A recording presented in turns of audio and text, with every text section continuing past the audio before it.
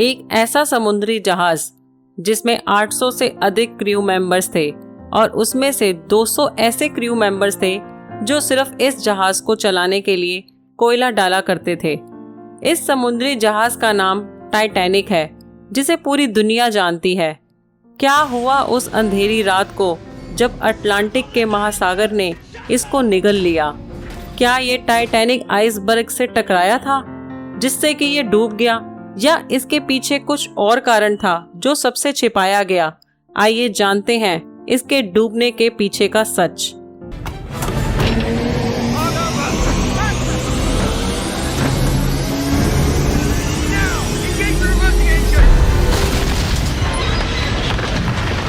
Titanic एक विशालकाय समुद्री जहाज था। इसका असली नाम RMS टाइटैनिक जहाज था। इसे लेकर बहुत बातें होती हैं कि ये जहाज इतना मजबूत था कि कोई भी नहीं डुबो सकता था। ये स्टील से बना था। इसमें 3300 लोगों के रहने की सुविधा थी।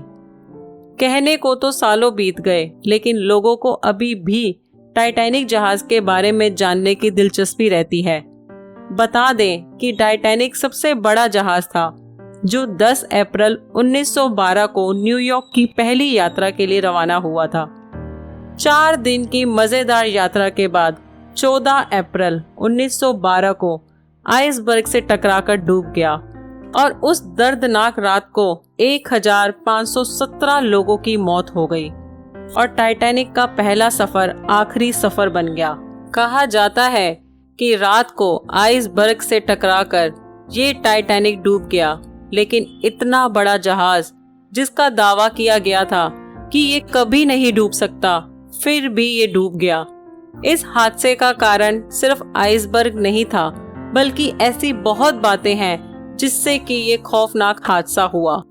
टाइटैनिक जहाज का डिजाइन कुछ इस तरह से था कि उसमें आराम से 64 लाइफ बोट लाई जा सकती थी, लेकिन सिर्फ 20 लाइफ बोट रखी गई, क्योंकि जहाज के कैप्टन ने बोला था कि ये जहाज अनसिंकेबल है, जो कभी नहीं डूब सकता, इसलिए लाइफ बोट की इतनी जरूरत नहीं पड़ेगी। और यही कारण था जिससे कि बहुत लोग डेक पे मारे गए और कुछ गिने चुने लोगों को लाइफ बोट में बैठकर भेजा गया, जिसके कारण कई लोग मौत का शिकार हो गए। टाइटैनिक डूबने का एक ये भी कारण बताया गया है कि टाइटैनिक के कैप्टन पर प्रेशर बनाया गया कि इस जहाज की स्पीड धीमी नहीं होनी चाहिए, क्योंकि जोसेफ ब्रूस जो कंपनी के मालिक थे, वो चाहते थे कि टाइटैनिक 6 दिन में अपनी यात्रा पूरी कर सके, ताकि वो एक वर्ल्ड रिकॉर्ड तोड़ सके जो किसी समुद्री जहाज ने नहीं तोड़ा। टाइटैनिक के दुर्घटनाग्रस्त होने से पहले ही चेतावनी दे दी थी कि आगे एक बड़ी सी बर्फीली चट्टान आ रही है, लेकिन जहाज के लोगों ने इसको नजरअंदाज कर दिया। टाइटैनिक के दुर्घटनाग्रस्त होने से पहले ही चेतावनी दे दी थी कि आगे एक बड़ी सी बर्फीली चट्टान आ रही है, लेकिन जहाज के लोगों ने इसको नजरअंदाज कर दिया। कहते हैं कि आइसबर्ग दिखाने पर ऑफिसर्स ने 30 सेकंड पहले ही इंजन को रिवर्स करने का ऑर्डर दे दिया था, पर आइसबर्ग से बचने के लिए ये काफ़ी नहीं था। दूरबीन की कमी भी इस दुर्घटनाग्रस्त का कारण बनी। क्रू मेंबर के पास दूरबीन नहीं थी। कहा जाता है कि जिस लॉकर में दूरबीन थी वहाँ की चाबी गुम गई थी, वरना दूरबीन की मदद से पहले ही आइसबर्ग देखा जा सकता था। इतनी छोटी छोटी गलतियाँ और क्रू मेंबर की लापरवाही की वजह से ये कभी ना डूबने वाला जहाज डूब गया। टाइटैनिक जहाज 31 मार्च 1909 में बनना शुरू हुआ था और इसको पूरा बनाने का काम 31 मई 1911 को खत्म हुआ था। इसके बनाने के दौरान ही 2 लोगों की मौत हो गई और 246 लोग घायल हो गए। ये समुद्री जहाज इतना शक्तिशाली था कि इसकी आवाज 16 किलोमीटर दूर तक सुनाई देती थी। कहते हैं कि जिस आइसबर्ग से ये टकराया था वो 10,000 साल पहले ग्रीनलैंड से अलग हुआ था और टाइटैनिक से टकराने के 2 हफ्ते बाद ही खत्म हो गया था। उत्तर अटलांटिक सागर में जहां टाइटैनिक दुर्घटनाग्रस्त हुआ था, वहां का तापमान -2 डिग्री था। इस तापमान में कोई भी इंसान 15 मिनट से ज्यादा नहीं रह सकता। टाइटैनिक जहाज बहुत ही लग्जरी और मॉडर्न स्टाइल का था। इसका इंटीरियर देखने लायक था। शायद आपको नहीं पता होगा कि इसका इंटीरियर लंदन के एक होटल द रिट्ज से इंस्पायर्ड था और ये होटल आज भी है।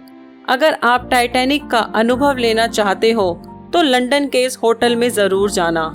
अगर आपने टाइटैनिक मूवी देखी हो तो आपने ध्यान दिया होगा कि उसमें एक सीन था जब टाइटैनिक जहाज डूबने लगा था, तब म्यूजिशियन शांति की भावना को बनाए रखने के लिए म्यूजिक बजाते रहे। और दिलचस्प बात तो ये है कि असली में भी यही हुआ था। वो 2 घंटे और 5 मिनट तक म्यूजिक बजाते रहे और म्यूजिक के साथ गहरे समुंदर में चले गए।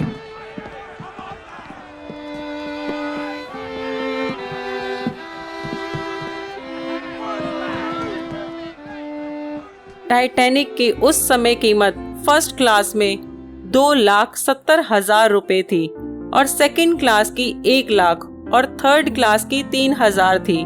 इसमें 4 बड़ी बड़ी चिमनी थी, जिसमें से 3 में से धुआं निकलता था और चौथी चिमनी जो नकली थी, सिर्फ जहाज का संतुलन बनाने के लिए लगाई थी।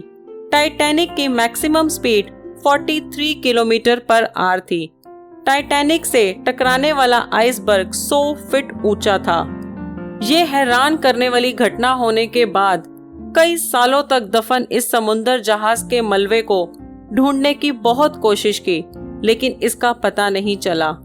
इस बड़ी दुर्घटना के 75 साल के बाद 1 सितंबर 1985 को मलबा ढूंढने की सफलता मिली। जब टाइटैनिक की पहली तस्वीर सामने आई तो लोग काफी हैरान हो गए। इस एक तस्वीर ने फिल्म मेकर को एक फिल्म बनाने के लिए प्रोत्साहित किया। इसी सिलसिले में 1997 में जेम्स कैमरून ने इस घटना पर टाइटैनिक नाम से एक शानदार फिल्म बनाई। दुनिया भर में इस ब्लॉकबस्टर फिल्म ने बहुत कमाई की और ये फिल्म लोगों को बहुत अच्छी लगी और ये फिल्म लोगों के मन में एक छाप छोड़ गई। आज भी टाइटैनिक अटलांटिक महासागर के अंदर दफन है, जो ये प्रूफ करता है कि उस खौफनाक रात में लोगों के साथ कितना दर्दनाक हादसा हुआ था।